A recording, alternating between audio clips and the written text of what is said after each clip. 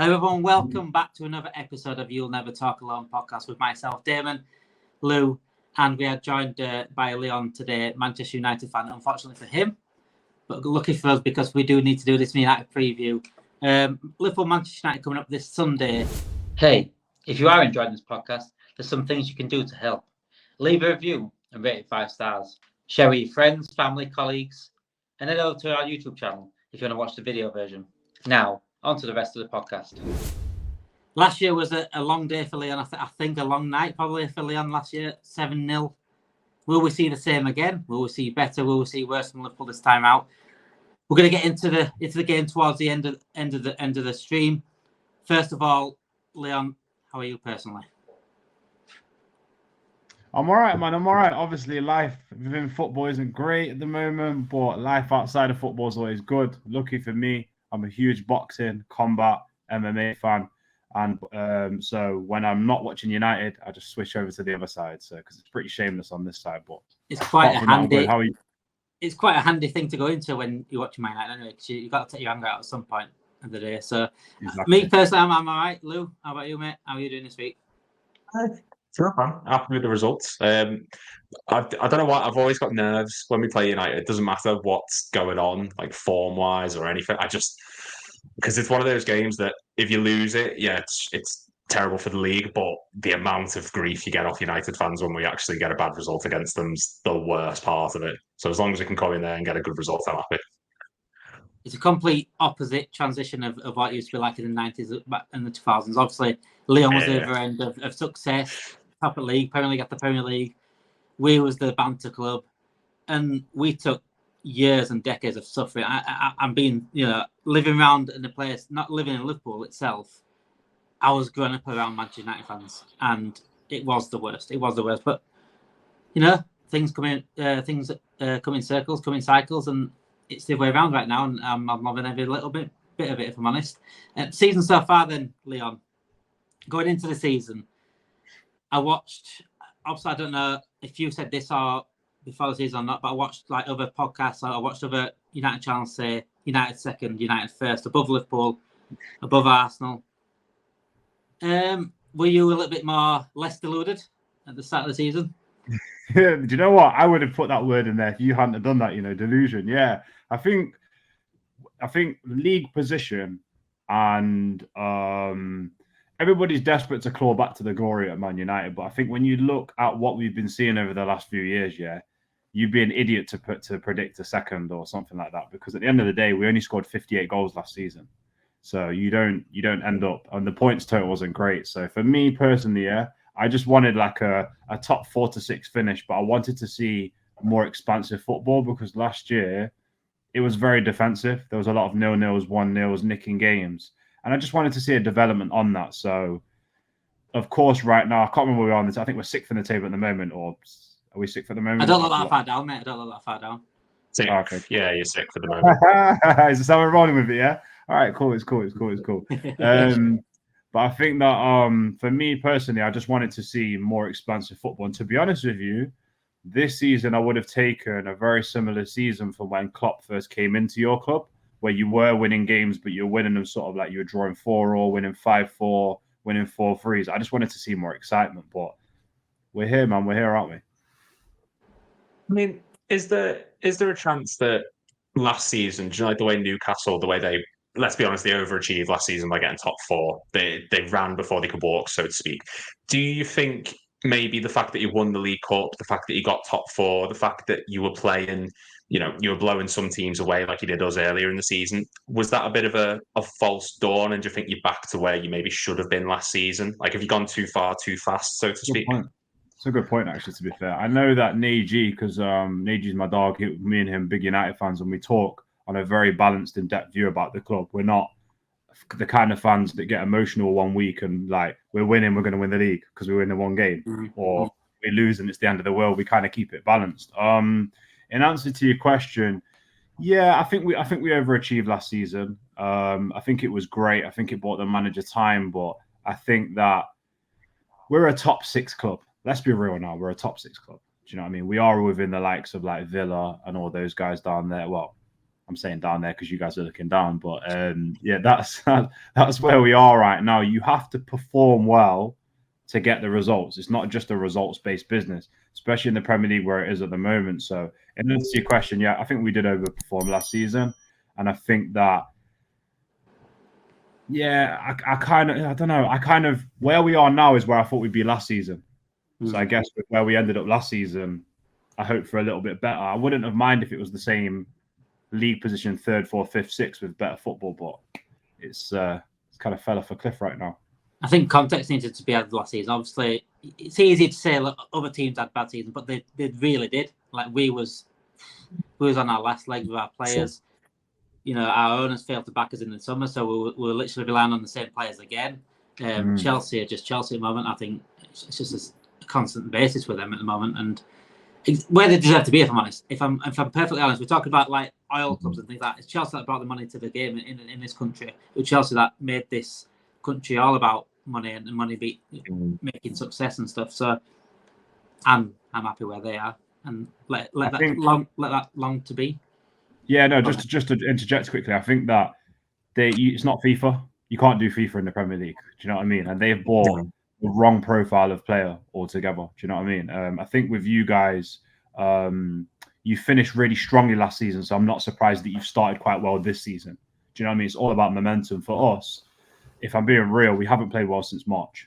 We really haven't played that well. Even when we won the League Cup final, we didn't play amazing. Newcastle were all over us at spells in that game, and then obviously come to Anfield, and yeah, I mean, what a day that was. But we won't speak about that. I mean, when you say the score, it's sort of, it's just, yeah. You know what? I want to go back over that a little bit later on, but because of like just the way United fans brushed it off. Obviously, I know you and Neji probably wouldn't, because I know what Neji's like, but other United fans brushed that game off like it was nothing. Going on to your players now, and this is a big thing why I bring that game up, and you brought that game up, is players and mentality, because when you lost 7-0, we've had some shit players, some shit teams go to Old Trafford. There's never a time our players give up. There's never a time that we lost 7-0. We conceded 3 or 4 tops. And to me, I've never seen a team capitulate like that in a game like that, and that magnitude. You've got way better players than what we had in like the 90s and 2000s, you know what I'm saying? Like the Rioton era. And so to see them dropping off like that, I think it spoke volumes that day. And the way United fans were saying, it's a freak result, this, that, they should have been looking at the mentality of the players, because this mentality now is still there. And the surprise, like, what's going on. Do you agree? Yeah, I think the minimum is to put in the effort and to fight for 90 minutes. I think that's the minimum, especially in a game like Liverpool. I think that, I don't know, man, there's a lot of excuses bandied around the club right now to do with, like, there's the manager's got players from, like, all different managers and stuff like that. But I just feel like with Ole Gunnar Solskjaer, he was not a great technical coach whatsoever. Like, he was way out of his depth. But he could motivate and manage the players. Do you know what I mean? And don't misread what I'm saying. He's not a top manager. He wasn't the manager to take us anywhere, really, to be honest with you. But that's the minimum that you expect from the players. So, yeah, I think you hit the nail on the head. I think for us to go there 7-0 and to give up, I think Varane gave up in that game. The real United fans will talk about Bruno's GA, but Bruno does not show up in any of the big games. I think Rashford, I mean, if you're going to play a team like Liverpool, you know for a fact they're going to transition quickly and they're going to play fast attacking football, especially on the wings. So the moment that somebody like a Rashford or Anthony's not too bad at tracking back, it's just the other ways. It's not great. The way that we'll get to him. But if individual players are not going to pull their weight, Liverpool's the kind of team that is going to expose you. I mean, to be honest with you, Newcastle exposed us badly. That 1-0 was worse than the 3-0 at Bournemouth to me, because the way they just dominated, they should have scored 6 or 7 goals.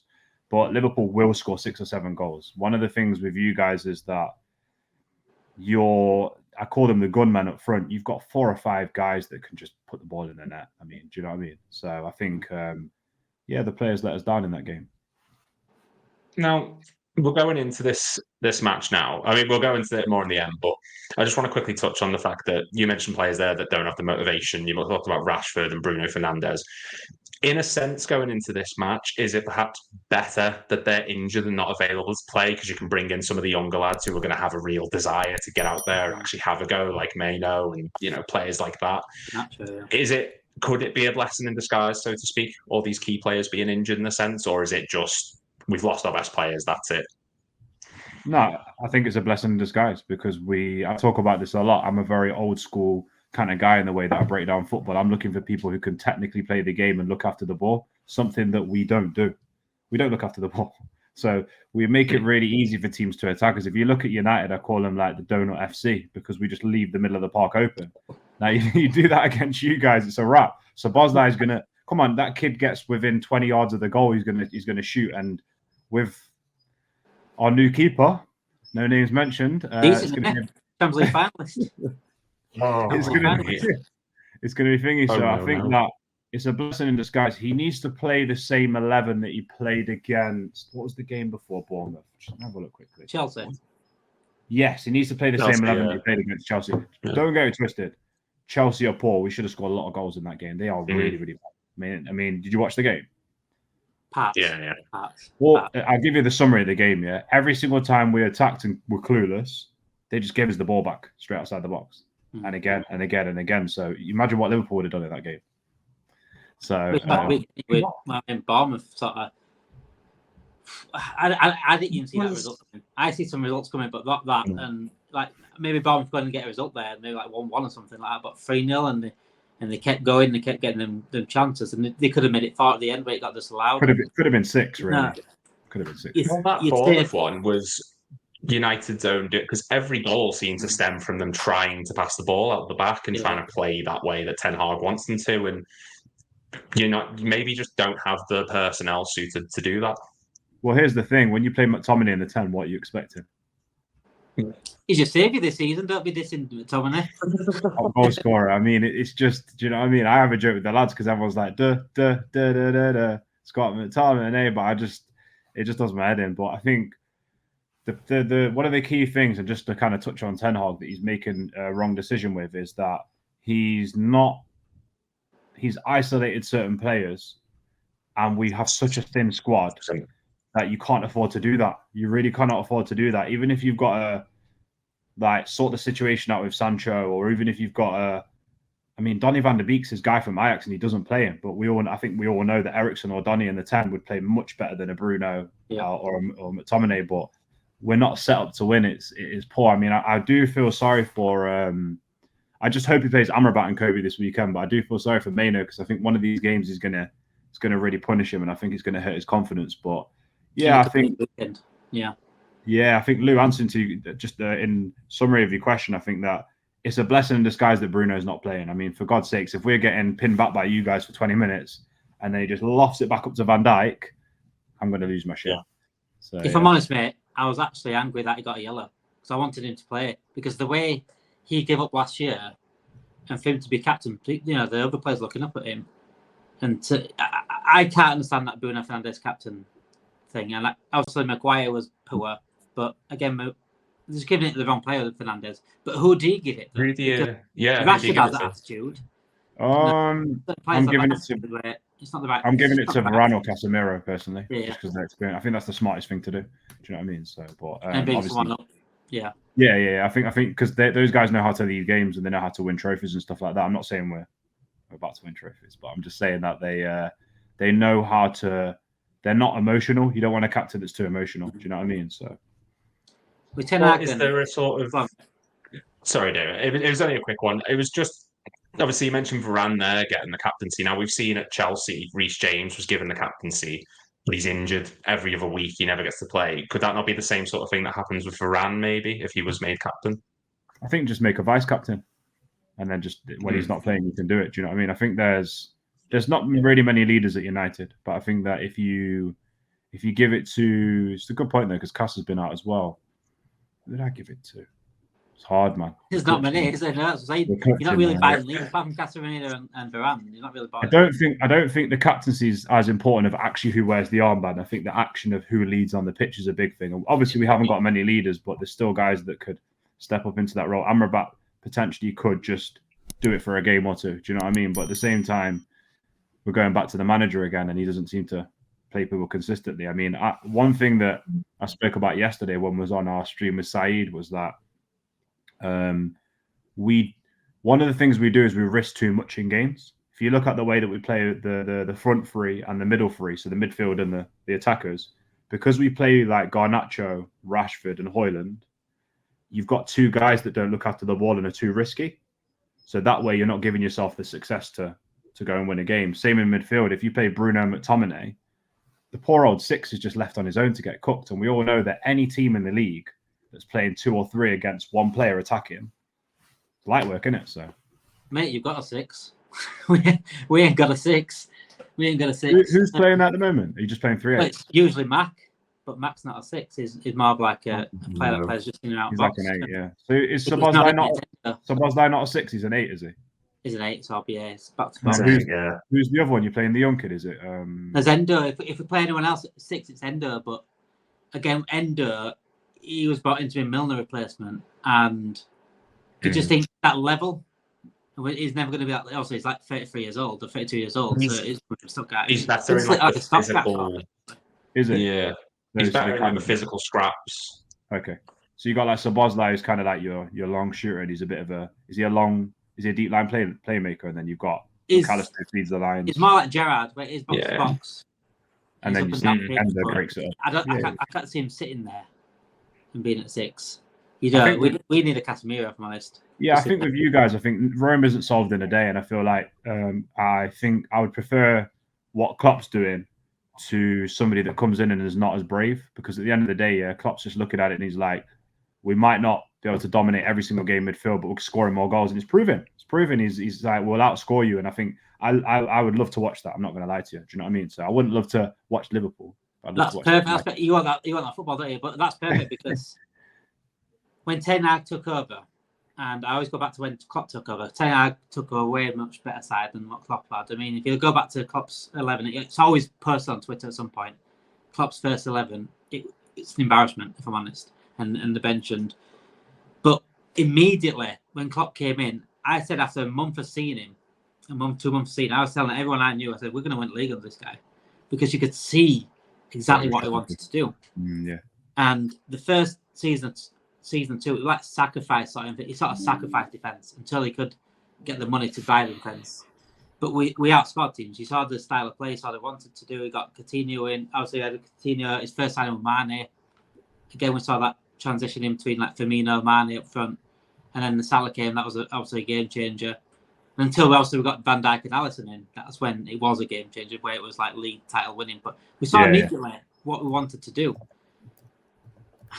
What does Ten Hag want to do? It's a good question. Do you know what I mean? I don't really, at the moment, I'm not really sure what he's trying to do. I think at the end of the day, Ten Hag is confused. Guys, I'll give a shout out to Musa Resol in Brixton. He comes on our show and he basically said Ten Hag is not the same guy that he was last season. He's not talking the same. He's not acting the same. He's not doing the same things. When he first came into the club, we wanted somebody that wouldn't favour the players that have just been here for a long period of time and just get played on merit. Like even people like Luke Shaw and Maguire, they just get played on merit. They're not really at the level I think we need to go to the next. That's my opinion. And he used to hook people off if they weren't playing well. This season, he's come out and said, regardless of Rashford's form, I'll play him. I've given Bruno the captaincy and I'll play him on the right and things like that. And just poor decisions, you know what I mean? So I don't know what Ten Hag's trying to do. I think he might have given up on his philosophy a little bit there. And do you think that's why it's confusing the fan base, whether to be Ten Hag out or Ten Hag in? Because we know the bigger picture, like Glazers are the biggest problem. We know that. And us as Liverpool fans can look in and say that the same. A lot of Liverpool fans will say, Glazers, they give you all this money. But we know, obviously, you get more money than we do with transfers. I wish we did have your sort of like spend. I don't think we'd be left short every single season for a starter. But we know Glazers are the biggest problem. But Ten Hag, again, you can still be a decent manager under shit owners. I think Klopp is right now. I think Klopp is. But again, last season he showed bits where he can do, but then again this season, how do fans take that then? Because can they give Ten Hag a little bit more time because they know what Glazers are like, or do they say, "That's it, we've got to cut it off"? Like, I mean, you said it before we streamed it. There's got to be a cut-off limit of bad performances and bad results. Really. 100%. Yeah, I think the fan base is very mixed. More and more people by the day are going Ten Hag out. Me personally, I just said I'll give it till Christmas. It's been painful. It's been a painful few weeks. But I think I'm just going to give it till Christmas. I'm not really somebody who kind of gets told what to do. Like, you got to be Ten Hag in or Ten Hag out. I think he's going to sack himself. I think that's where we're headed. Do you know what I mean? And I think for the fans, United fans, it's not going to happen as soon as what they think. This club is very shameless. They will avoid spending the money and they will long it out probably till February, March. They'll probably give excuses like, well, it's only 3 points off City. Well, he's only 8 points off the top. Do you know what I mean? But I think the fan base is frustrated because he's coming out and lying all the time. And I think he thinks that he's kind of smarter than what we can see. And it's kind of like, it doesn't make sense because it's like you guys watching something and Klopp coming out and saying it's this, and you're like, we've just watched something different. Like, you just don't say anything. Like, but yeah, I don't know. I'm not sure with this manager. I think it's disappointing, but at the same time, I was speaking to one of my mates the other day, and they were saying, "Did you actually look into him before he came to the club?" Because we've been so desperate to cling on to something. We heard from Holland that he's such a good manager. The guys from channels like We Talk Ajax and Ajax fans come out and tell us and say, "He's this, he's that. Be patient with him. He's good at this. He's good at this." But I'm guilty of not looking into him. Do you know what I mean? And not every manager can transition from that league into the Premier League. Do you know what I mean? I feel like if we use Klopp as an example, he was much more equipped because he was going against Bayern and he broke that mold and won titles over there against the odds. So, and like you said, you could see what he was going to do straight away. Do you know what I mean? Ten Hag, besides getting the defensive results last season, and the league was a letdown last season. That's why I don't think it's a fair reflection of our league position. Like, you guys really should have been where we were, and you nearly did it. Context is key, isn't it, mate? Context is absolutely key. You nearly did it. You nearly came back and got us. If there was another 2-3 games, we would have fell over. Do you know what I mean? It's interesting because obviously everyone knows the Glazers are like the key issue. You know, they take money out of the club. There's a lot of things going on externally and internally around the club. With Liverpool, it's always felt like under FSG, you know, Brendan Rodgers was brought in to promote young players in the same way that we brought Klopp in, and it's just Klopp could actually make it work. United have tried the disciplinarian approach, the proven winner approach, the arm around your shoulder approach, and now they've got Ten Hag, who's come in with a young mindset, a young philosophy. But I'm trying to think how to phrase it. What is the best way to sort of go about running Manchester United at the moment? Do you continue to aim for, like, say if Ten Hag was to get sacked tomorrow, who could you bring in? Would you go back to that disciplinarian approach? Would you stick with the same sort of mindset of, okay, we need someone in to develop the young players? Like, what is the way to go here to get this club moving forward? So it's simple to me. Okay, so for me, this is we had a conversation about this last night on the stream. It's simple to me. For me, forget trying to buy, first of all, transfer-wise, 1 or 2 players to solve the whole squad. Like, forget trying to buy Rasmus Højlund for 75 million. There's nothing wrong with the kid. I think he's good. I think he's a 40-50 million pound striker. I think the profiling, like, I mean, you buy Mason Mount for 60 million with 1 year left on his contract. You don't need to buy one pieces to the puzzle. What you need to do is you need to find a manager that can coach players. Because somebody said this to me yesterday on the stream, and they said, when you think about it, since Van Gaal, nobody's coached Rashford or any of these players. And that's true. Yeah. That's a long time. I mean, what was that, 2015, 16? Yeah.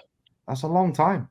That's 7-8 years of non-coaching, so they've just not progressed. I feel like we need a young, hungry manager that can play simple football, that knows what we're seeing on the pitch. Now, I'm not saying that I've got FA badges and I know what I'm doing and all that, but when you can see simple things like playing a good balanced midfield, playing people that can provide for a striker, playing the players that are in form and not having favourites, it's simple stuff. Do you know what I mean? I'll just swing one back to you before I answer the rest of this. What's Klopp like? Does he have favourites? Is he very fair? If you don't play well, he hooks you off. How does he work? I think he does. I mean, he definitely does have favourites, but I think it's favourites who have been. I mean, Damon can give his thought on this. He might think the complete opposite to me, but I think he's got favourites. But the favourites he has are people who have earned their place in the team. Like Salah, we know he's going to start every Premier League game. Van Dijk, we know he's going to start every Premier League game.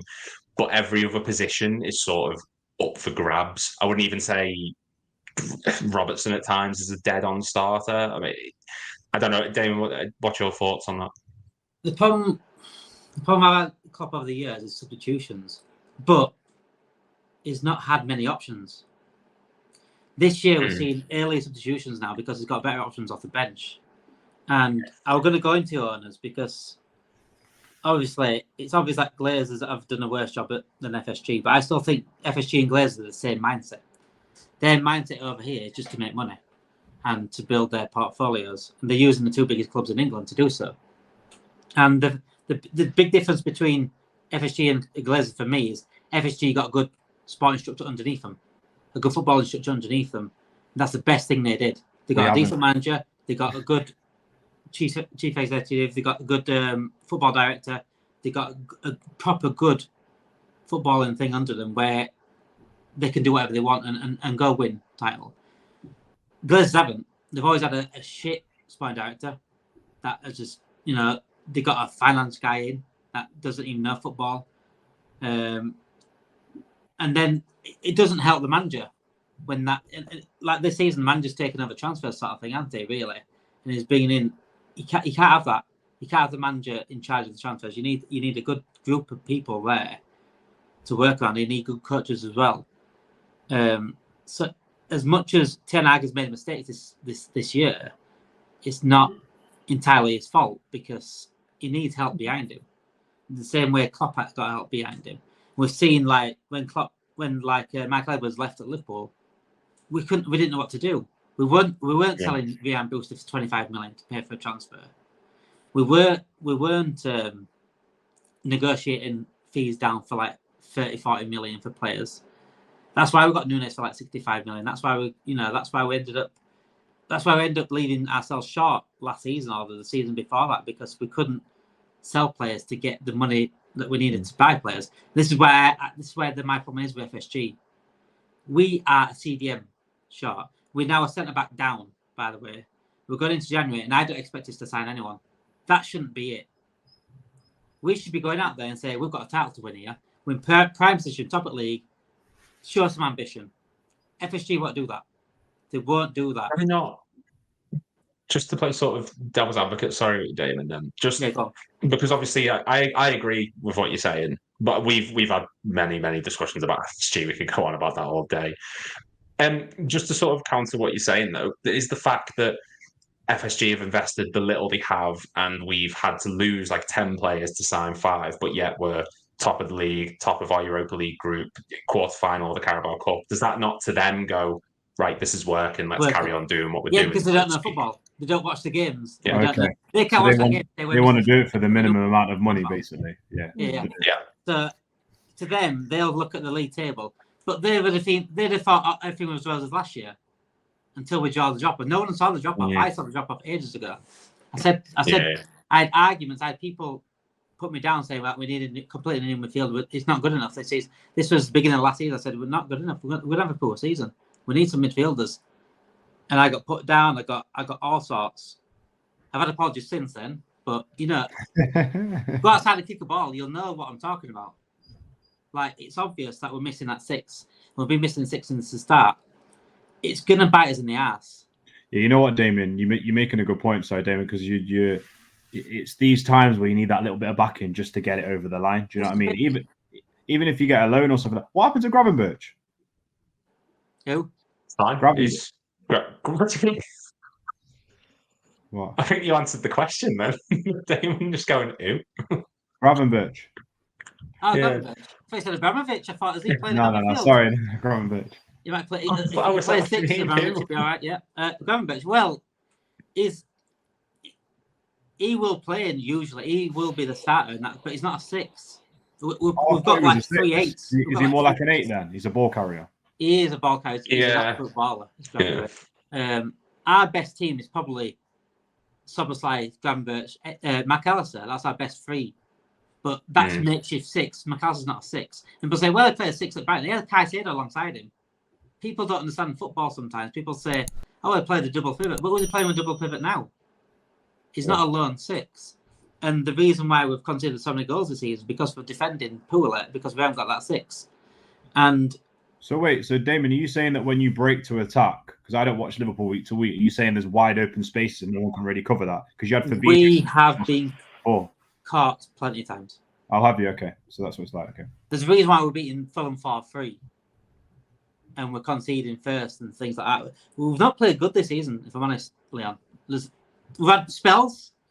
We've played brilliantly against Aston Villa. We beat them 3-0. We played brilliantly against Newcastle for the last 15 minutes when Núñez came on. We've had times where we've been fantastic. West Ham again, another game we played brilliant, but we've just shown tactile mentality. I think it's just been a mentality thing this season where we just haven't given up. We've shown that same mentality we did in 2020 where we won the league. Yeah. And you need it. We've played poor and we're top at league, but we've got the results. At some point, we need to start playing better because it's not sustainable. And City will start playing better. Arsenal will start playing better. And I just don't want to get to the end of the season, mate, if I'm honest, and say, look, we missed out the season by a point. Oh, it was that game against Tottenham. We got robbed against Tottenham. No, it's because FSG didn't back us in the summer to get a 6. You know what I'm saying? It's the same cycle over and over again. I see what you're saying, because you're saying basically you're missing a key position, and that's the one. Every single season, mate. Every season. It's every season. Do you not feel like you could get a loan, or do you think it's not worth getting a loan in there? It depends who, because it's always panic buys. It's always panic loans. It's always. I can see that. I've already picked a January transfer window. It's going to be linked to all these players all January. We'll get another injury in midfield, and we'll get a panic signing on last week. It's the same all the time.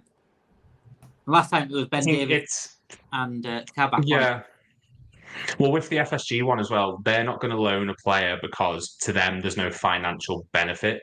They're not going to. They prefer to bring someone in who they can sell on for money, whereas a loan is essentially you're setting money on fire. Like you can't recoup any of it. So like when we loaned Arthur last season and he gets injured straight away, that's so much money down the toilet. We've got no chance to do that again after last season. No, Yeah, so a loan might fix some problems, but I just don't see. I can't think of many players we've loaned apart from Arthur and Kabak and Stephen Corker. I think they're the only ones we've really loaned under Klopp. Like we just don't do it. Again, it's panic. It was just. Yeah. Have you got anyone? That can go out the door? Is anyone ready to go out the door? Or are you pretty thin as a squad? Thiago. Thiago, you think? Thiago. Really? Yeah, okay. We don't really classify Thiago as an option anymore because he's just injured constantly. Oh, okay. So it's not the quality issue; it's the availability. No, yeah, definitely. Yeah. So what? Oh, yeah, because actually, I haven't heard Thiago's name this season. So yeah, he must have been out most of the season. I haven't heard of him. I've always said having Thiago is like if I buy a Mercedes, but I don't put petrol in it, but I'm still paying the road tax and the insurance. Like I can't. What's the point in me paying the insurance and the road tax if I can't drive the thing? Like we're paying him astronomical wages for someone who everyone goes, oh, but when he does play, he's amazing. But he plays one game every 5 months. Like there's no. That's crazy. There's just no point. That's crazy. Right, game on Sunday then, Leon. A certain game on Sunday. That's what we're here for. I've got to go, Nudge. Hey, we've already talked about it. I think if you can cope with last season, you can cope with this season, I'm afraid. But obviously it was 7-0 last season, and we were playing shit last season. It was 7-0. We weren't even like title winning side last season. We was terrible, Liverpool. But what are you expecting this week then? Are you expecting another chancing or? Being at Man United, Liverpool, does form go out the window? The golden question. I don't know what to expect this week. I've got zero expectations because when the Bayern Munich game, like for example, let's go back to the Bournemouth game. That was the last game because like I don't expect anything from this team this season. The Bournemouth game, I expected us to perform in that game because I knew that the rest of the month, I think we've got Villa after this. And then we've got, it's just a horrible month. We've got West Ham and Villa or something crazy like that, yeah. And West Ham need a win as well. So when it come to the Bayern game and they lost to Frankfurt 5-1 on the weekend in Bundesliga, I knew what was going to happen, and I just knew it straight away. And to be honest with you, I didn't want us to win because we don't deserve to go through. I don't want to have Europa. Our best chance this season is to have one game a week and a bit of FA Cup action. There's no point running around Europe. We haven't even got the youth squad to go and compete in that. But another story. With the game, I don't want it to be another for like 7-0 basically. I want us to. I don't know, it doesn't really make a difference whether we fight or not because these players fight for one game and then they give up the next game. So I think that for me personally, I want the manager. This is kind of his last chance with the fans to prove himself. So I want him to play the players that are going to try and retain the ball the most, even though we're not great at that. I want him to play the right 11. I want him to do all the things that he's not doing. So we'll see what happens. The previous what's the word I'm looking for? You know, you're like the previous CV or the previous what we've seen this season hasn't shown he's going to do that. But let's see. I think if we come out the game, it's 3-0 or less. I'll take that right now. I'll bite your hand off for that right now. Imagine that. Imagine me saying that. You know what? I'm glad this is on record, mate. I'm glad this is on record because this could be one for the ages. I've got in front of me the injured list of all the players who are going to be out. We touched on it slightly earlier. If I read out these names that are injured, could you pick a starting 11 of who you think would play this against us this Sunday? So we've got just before you start, Lou, before you start, Lou, I just want to say, United fans are pretty shameless this season for blaming our form on injuries and VAR because take that out of the way. I mean, guys are saying injuries. The only real player that's out is like Eriksen, which is not your game changer starter all the time. He plays his role well. He should be playing in the 10. He doesn't play him. And it's Lissandro Martinez. So all United fans, like, just stop doing that because we haven't got a massive long list of injuries. I mean, we see Newcastle's C team come and play with us the other day. So sorry, but Luke on. No, it's fine. Honestly, mate, feel free to jump in. I mean, you say it's not that long. I'm actually a bit like, so there's no Malacia, Casemiro, Martinez, Eriksen, Fernandes, Mount, Lindelof, Rashford, Martial, Sancho, Traore, Maguire, or Shaw. That's the list of everyone who's either out or looks set to be out. Like, there's a chance. I think Luke Shaw's got the best chance with 25% coming back. With that in mind, I mean, who starts realistically against us? So for me, I'll start. So in goal, obviously we know what's going to happen. Do you know what I mean? So like, I'll give the Turkish kid a go in it, but obviously like that's going to happen in it. Anana's in goal. Maguire and Varane, because Varane played quite well against Bayern Munich, even though it was in first gear. I think you have to try and attack this game. There's no point in sitting back. The fans don't want to see you sit back and with Wan-Bissaka and Shaw. So I think for me, it's Reguilon and it's Dalot because I know for a fact that they're going to at least try to overlap and they're going to try to put pressure on the team. Are they going to leave themselves open? Could Salah cut Reguilon? Yeah, but he's actually been probably one of our best fullbacks this season. Imagine that. Who plays on the left for you? Diaz? Is he starting? Usually, yeah. See, Dalot can leave a lot of space for Diaz, but I'd rather take the attacking element. Moving into midfield, it's got to be Mino, Amrabat, and it's got to be Hannibal for me. I mean, God, bare bones. That is proper inexperience. That in midfield. He can get rash, he can get there, but he's gonna run. Do you know what I mean? I'd rather him run about and say, look, you're gonna be on Szoboszlai. Just put a bit of pressure on him. Do you know what I mean? Or even Batalendo. Do you know what I mean? I'd rather just do that. Like Mino and Amrabat can actually play technically all right together, so that's our best chance there. And I'd rather them interchange where the manager says, right, Mino's going to go forward a little bit with the ball and carry. Hannibal just cover for him, or Amrabat's going to try and carry, but Mine is our best bet. I mean, imagine that pinning your hopes in a Liverpool game on an 18-year-old. It's madness. Up front is the hardest part. So Højlund's got to start. We have to feed him. He's not had any service. You said Martial and Rashford are both out.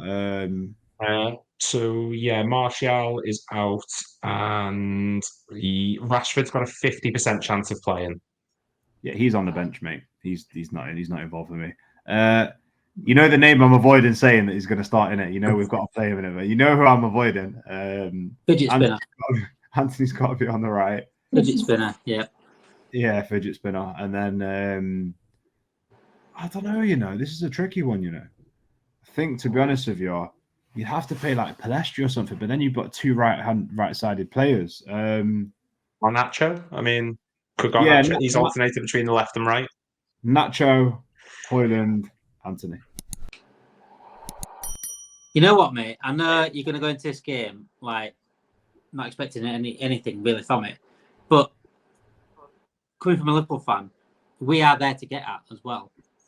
And I'm being perfectly honest. Like, we've conceded some stupid goals. We've defended absolutely terribly, and it's, you know, Van Dijk's new enough, not back to his best, but he's still back. So when he's back and Alisson is just Alisson, it just shows you that we are, you know, who else is letting us down in that defensive area. For me, Damon, just to intro, Alisson's the best keeper in the world for me. Best keeper of all time, mate. Yeah, is it? Okay,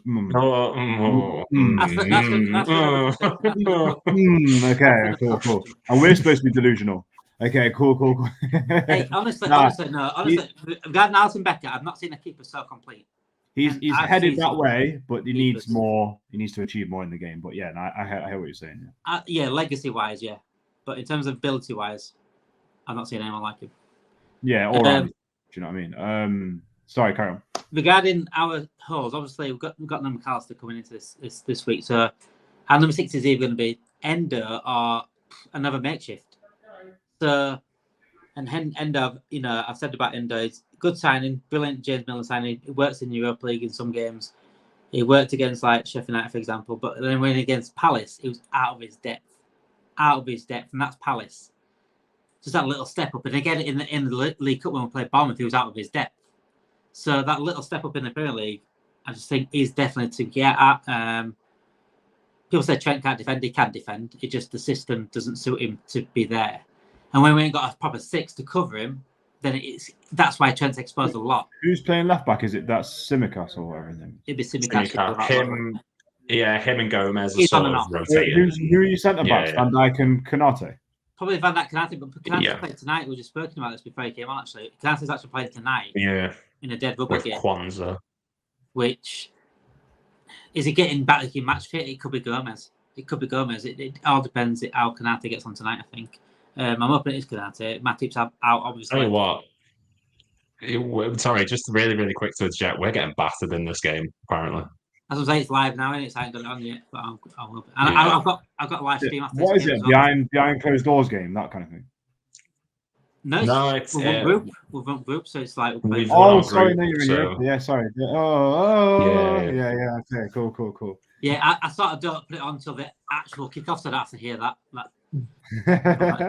I like it. I like the Europa League. It's just me, but I actually really like it.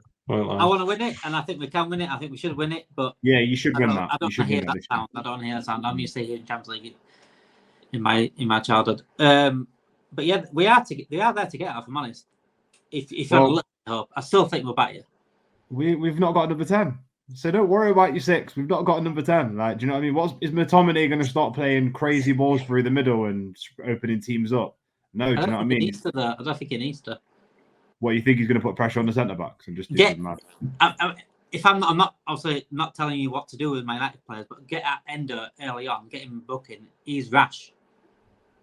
Endo can't tackle. I think McTominay is one of those players who, and again, exact same thing as Damon. I can only give my perspective.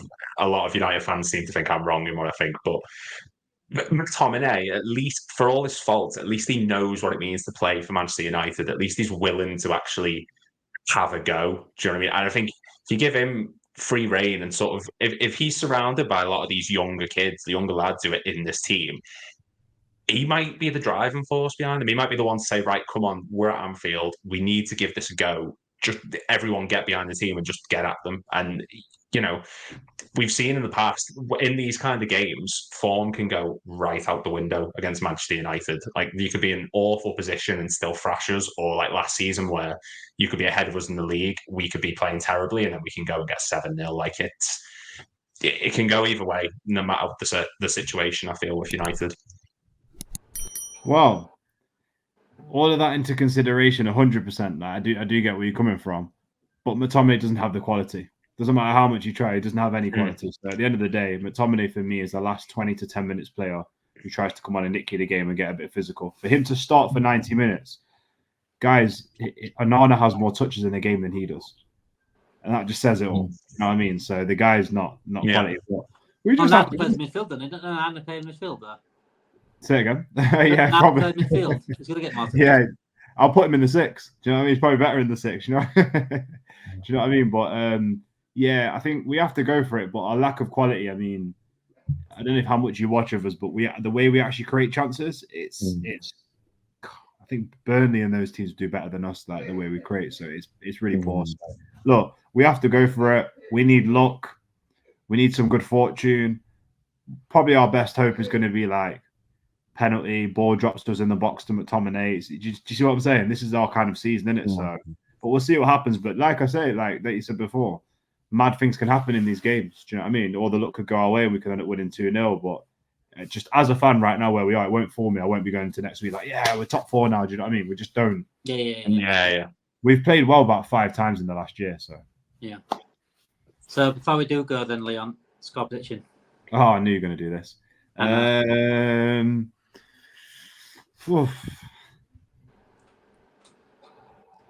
3-1 Liverpool. You know, I see that because again we can't defend, so you know it's getting that goal. It doesn't surprise me, if I'm honest. Lou, what about you?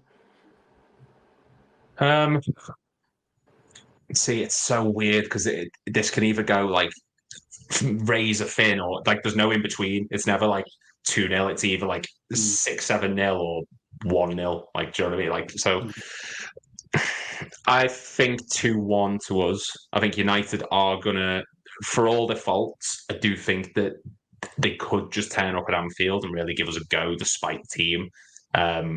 We've been struggling in front of goal in our past. Before the Palace game, we went 4 games without any of our attackers actually scoring. It came from midfield or defenders. So I think we are going to struggle a bit more than we think we're going to. I think 2-1's a fair reflection of this one. It's going to be a weird game. I think if we come out of the box early and we get an early goal, it could be a capitulation for Man United. It could be the way it went last year. Obviously, we only 1-0 last year at half time, wasn't it? And then it was second half where you capitulated. We played all right in that first half, and then we just. Yeah. You know what I mean? In fact, we had a chance. It could have been 1-0. We had a chance, didn't we, just before half time? Just before half time, yeah. I think Bruno Fernandes is a big miss for us, if I'm honest, and I mean that because I think if he's still on the pitch, if he's still on the pitch, I think you drop your heads quicker, and I think it could go all wrong. But having watched it this season and having seen like the Bournemouth thing, I won't be happy with less than 4 goals, if I'm honest. And after last season when we played Pool, we got 7. Obviously, I don't want an 8-9-0, but I think 4-1. I think 4-1. I do think 4-1. It all depends how we start. And again, we're awful. When we concede early, it's just... That's it. They just go straight away, It could be a long day. And it could be an 8-9-0. And it's just the way football goes. But again, we can't. It's hard to predict it. It's like Lou said, these games, form goes out the window. It's Man United, Liverpool. You need fighters on that pitch. I can see what's going to happen. It's going to be 8-9-0. You can say, do you want to come on and do a little post-match review and stuff like that? Nah, not interested. Aeroplane mode, not interested. I'll just message you anyway. Just don't go silent. Yeah. Carry on. I think you cut for a sec. Oh, I got you. We like to switch it up sometimes. I don't know how that even happens, but we switch more than the Liverpool midfield sometimes. That's where it is. Thank you for coming on, Leon, and thank you for giving us this Man United preview. Hopefully, Liverpool win. Your case, obviously, you want United win. United result, I think you're just hoping for our performance. But again, we need to provide performance as well. We've been poor majority of the season, but we've been getting results. This is the perfect chance now to say, look, we're here and we're going to win this title. Because we can win this title. I think it's time to put a marker down. And if we do get 3-4 goals, then so be it. Thank you, Leon, for coming on. Thank you, Lou, for tonight. This has been the You'll Never Talk Alone podcast. Myself, Damon, Lew, and Leon. Manchester United against Liverpool on Sunday, 4:30 kickoff. Hope you all get your popcorn, get sat down and ready for it. I'm hoping Leon is still available to talk to on Monday morning. Thank you, everyone. Make sure you do leave a like, subscribe to the channel on YouTube channel. If you are on Spotify or any other podcast app, please leave a 5-star review. Like I said, I always say this all the time. If you want to leave a 1-star review, please give a reason why you want to leave a 1-star review. We need feedback and we need to work out why we need to make things better, if that's all right with you guys. Thank you, everyone, for tuning in. You'll never talk alone, guys. Thank you.